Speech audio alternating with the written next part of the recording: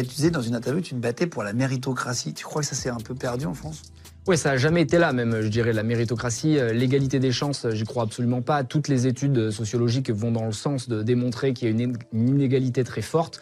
Il faut 7 ou 8 générations à un pauvre pour s'extraire de cette condition initiale. Donc c'est-à-dire qu'il s'en sort jamais. C'est quasiment impossible. C'est-à-dire que c'est quasiment impossible et c'est mon rôle de venir un peu bousculer cet ordre établi, de créer quasiment un vent de panique. Et c'est pour ça qu'il y a souvent beaucoup de discussions quand je prends la parole et de débats parce que les gens ont l'impression que je veux opposer les classes sociales alors qu'en réalité je veux les réunir et simplement remettre la méritocratie au cœur de la société de manière à ce que tout le monde puisse réussir. Moi, c'est vraiment un combat qui est important parce que je pense être un des seuls qui a été très très pauvre et qui aujourd'hui, à minima, fréquente les très très riches. Et j'ai l'impression que ces deux extrêmes ne savent même pas que l'autre existe. C'est-à-dire que moi, quand j'étais jeune, je me rationnais pour payer un kebab à 3 balles à la fin du mois. Ça coûtait 3 € à l'époque en banlieue.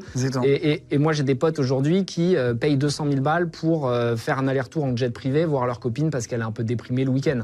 Et donc, en fait, ces deux mondes ne s'imaginent pas l'un l'autre. Et c'est une de mes missions de les rapprocher parce que sinon, je pense que notre système va imploser. Si on donne plus d'espoir à la jeunesse, ils vont dire, de toute façon, perdu pour perdu, viens, on fait la misère à tout le monde. Et c'est là où ça va être compliqué.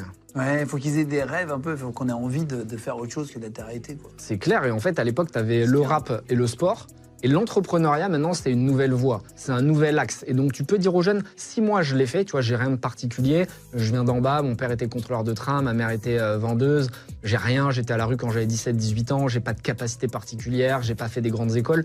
Donc, si je l'ai fait, tu peux le faire aussi. Et en fait, c'est un peu comme si t'envoies un ricochet au milieu de l'étang, c'est l'onde de choc qui va se propager qui fait que le message devient éternel. Et donc, ça va bien plus loin qu'une réussite perso, c'est quasiment une revanche générationnelle. Tu vois, j'ai vraiment envie de dire à tous les 88, c'est mon année, vas-y, on va tout éclater. Venez, croyez en vous, arrivez à sentir votre potentiel.